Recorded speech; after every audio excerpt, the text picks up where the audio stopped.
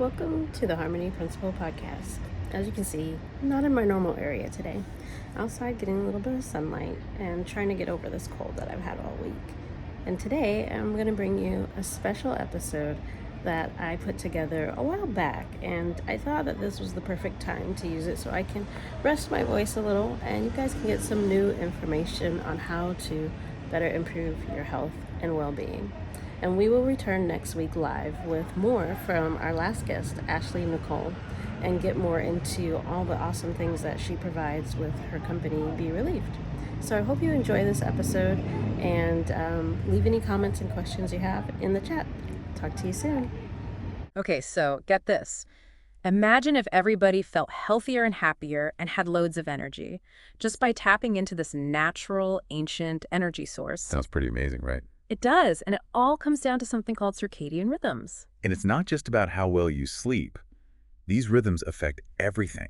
How you feel, how well your brain works, your metabolism, your immunity, even how healthy your heart is. It's crazy how much is tied to this one thing. And the cool thing is, we can totally impact these rhythms in a good way. Exactly. By tapping into these environmental cues, we call them Zeitgebers, it's like hitting a reset button on your internal clock. I'm looking at this visual you sent, and wow, it's pretty clear how much our circadian rhythm impacts our bodies throughout the day. It really does. And two of the most powerful cues are light and grounding. So the sources you sent, they really dive deep into both light and grounding. And I think our mission today is to figure out how those can help us really optimize our circadian health. I feel like we've all heard that light's important, but I'm really curious about the science behind why it's considered that primary Zeitgeber. Well, we experience light as color, but it's actually part of a much bigger picture, the electromagnetic spectrum. Okay, I remember that from science class, vaguely. It includes everything, from radio waves to gamma rays. Right. And light is just a small sliver of that massive spectrum. Okay, so how does that tie into our bodies and these rhythms we're talking about? Well, think of it this way. Different colors of light have different wavelengths. And those wavelengths, they carry different levels of energy. And those different energy levels, they can actually impact our bodies in specific ways, especially when it comes to our hormones. Oh, wow. So the color of the light can actually mess with our hormones. That's interesting. It really can.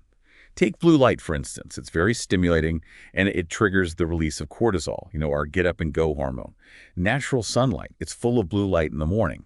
But as the day goes on, that blue light naturally decreases.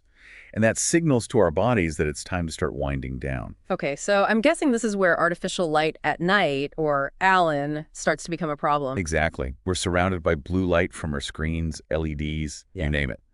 And our bodies just aren't designed for that. It's like we're constantly telling our bodies it's time to be awake and alert. Right. Even when it's time to wind down. And that throws off our hormone production, especially cortisol and melatonin. And that can lead to a whole host of issues.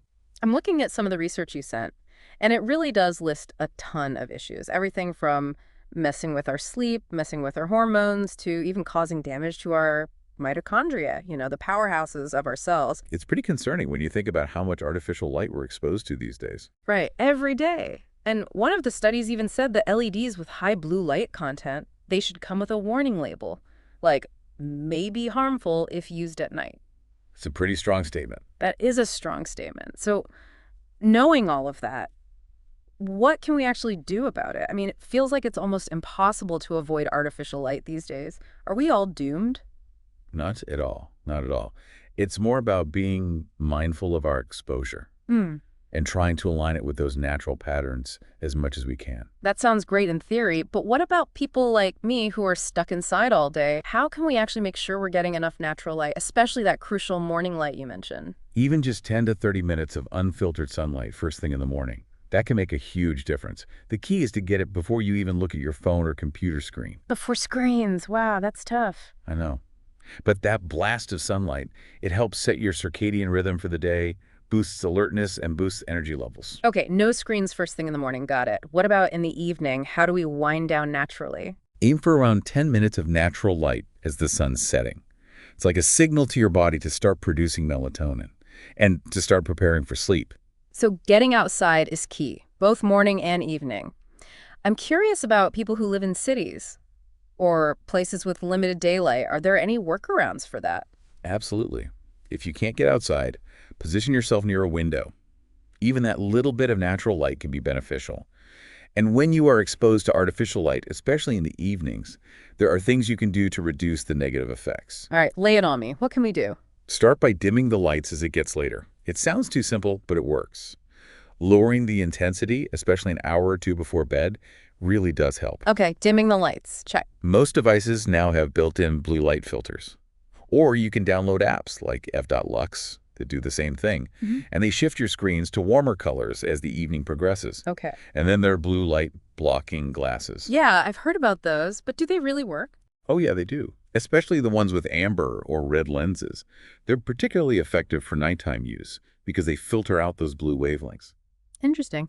Are there any other lighting alternatives we should be thinking about? Absolutely. In the evenings, think about warmer light sources like amber or red LED bulbs, candlelight, or even firelight.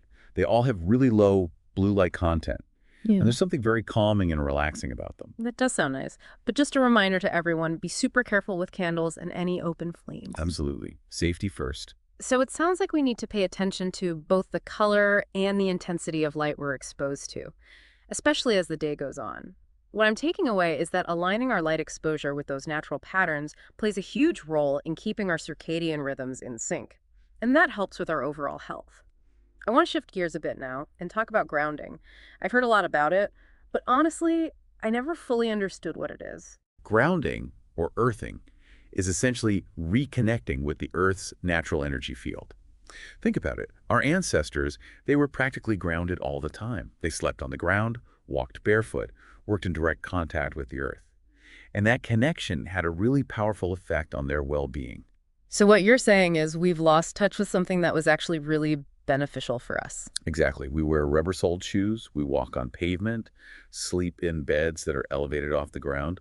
We're totally disconnected from the Earth's energy, and that can have consequences, especially for our circadian rhythms. That's fascinating. You mentioned the Earth's natural energy field. I've heard about something called the Schumann resonance. Is that what we're talking about here? That's it. That's it. The Schumann resonance is this constant frequency in the Earth's electromagnetic field.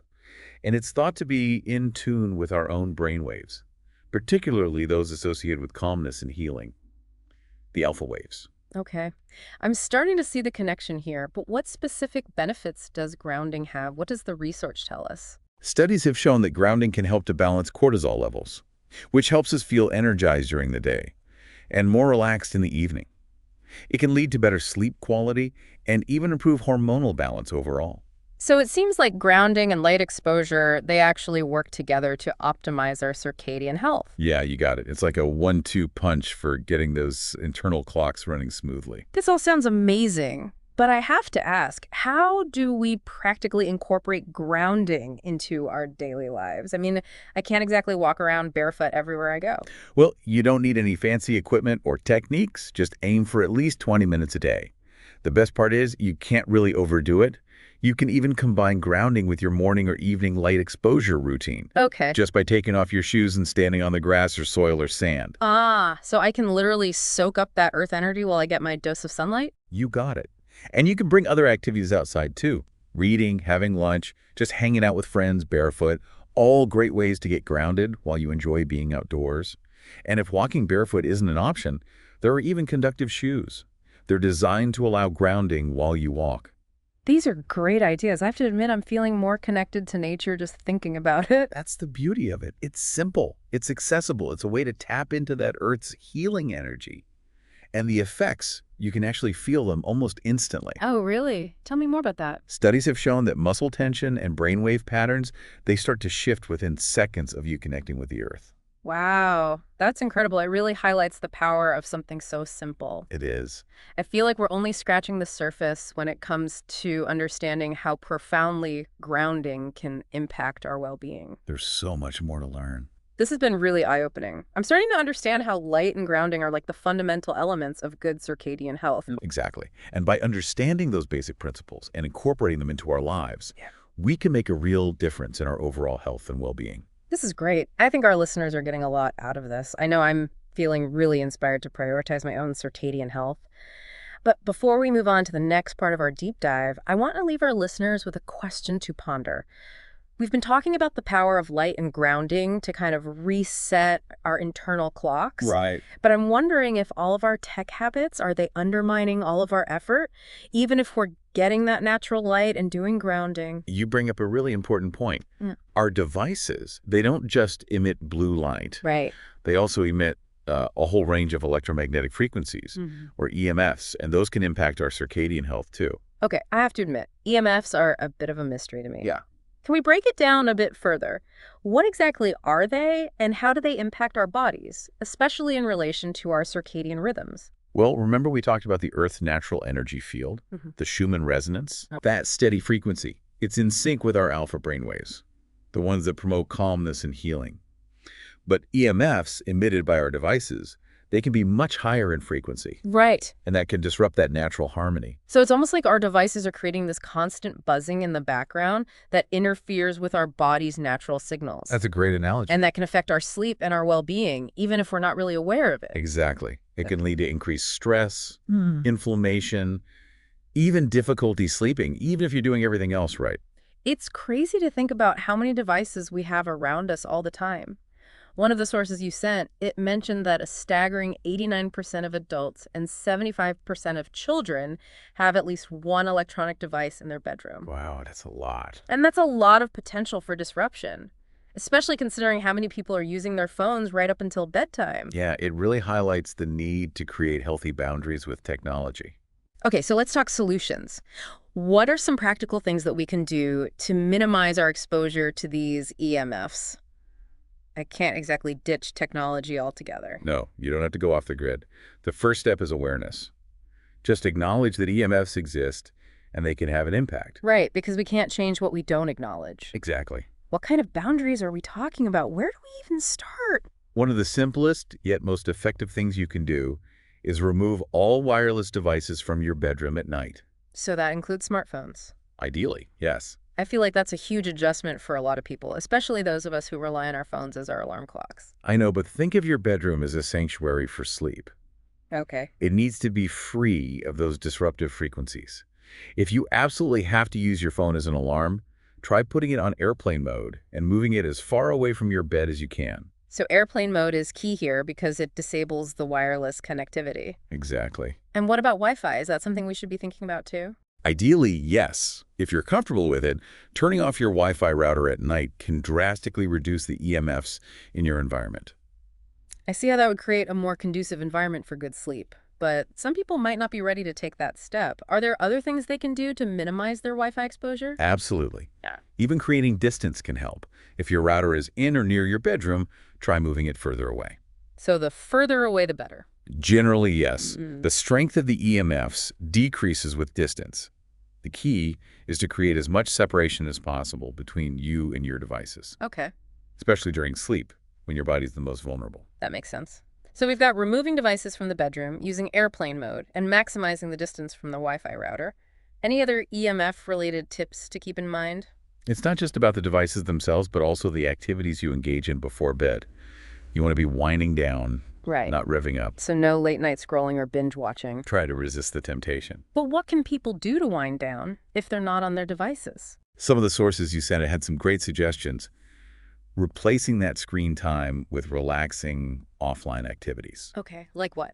like reading a book, taking a warm bath, spending time connecting with loved ones. I love that. Creating a more intentional and mindful evening routine, one that truly prepares you for sleep. Exactly. It's not just about avoiding those disruptive frequencies. Yeah, It's about shifting your mindset as well. right. Sleep is a sacred time for rejuvenation. Give your body the best possible conditions for that to happen. You know what? This has been so helpful. I'm starting to realize how much control we actually have over our sleep environment You do? and how these seemingly small changes can make such a difference. They can. We've covered a lot of ground. We've explored the science of light, the benefits of grounding, and now this whole idea of setting boundaries with technology. Is there a connection between all of these? Absolutely. They all play a critical role in the health and harmony of our circadian rhythms. It's a holistic approach to well-being. It is fascinating how interconnected everything is. I'm sure our listeners are already thinking about how to apply these principles in their own lives. Before we move on to the last part of our deep dive, I want to circle back to something you said earlier Okay. about the potential for light and grounding to influence not just our physical and mental health, but also our creativity, our intuition, maybe even our spiritual connection. That's a fascinating thought, isn't it? It is. It's not something we explicitly covered in the research, but it keeps coming up for me. I mean, if something as simple as walking barefoot can shift our brainwave patterns, what other possibilities are there? It makes you wonder, right? Think about our bodies as these complex electromagnetic systems, constantly interacting with the Earth's energy field and the light from the sun. It does make you think. It's like maybe by grounding ourselves and aligning with these natural rhythms, we can tap into a wellspring of energy and inspiration. That's always been there. We've just forgotten how to access it. That's such a powerful image. It's a reminder that there's always more to discover, always those deeper layers to uncover. Yeah, it makes you wonder if we're not just fixing what's broken, but actually unlocking a whole new level of potential. I love that. And speaking of unlocking potential, there's one more aspect of circadian health we should explore. I'm listening. Tell me more. It's called chrononutrition. Chrononutrition, okay. I've never even heard of that. What is that? It's this idea that we can optimize our health by aligning our eating patterns with our natural circadian rhythms. So it's not just what we eat, but when we eat it. Exactly. Our bodies go through these different metabolic processes throughout the day, and those are closely tied to those internal clocks we've been talking about. Oh, that makes sense. So are you saying there's an optimal time of day to eat certain foods? There's actually growing research to suggest that. For example, studies are showing that our bodies are better at processing carbohydrates earlier in the day when our cortisol levels are naturally higher. So maybe that big bowl of pasta is better suited for lunch instead of dinner. Exactly. And on the flip side, protein-rich foods might be more beneficial in the evening when cortisol levels are lower. Wow, I never thought about it like that.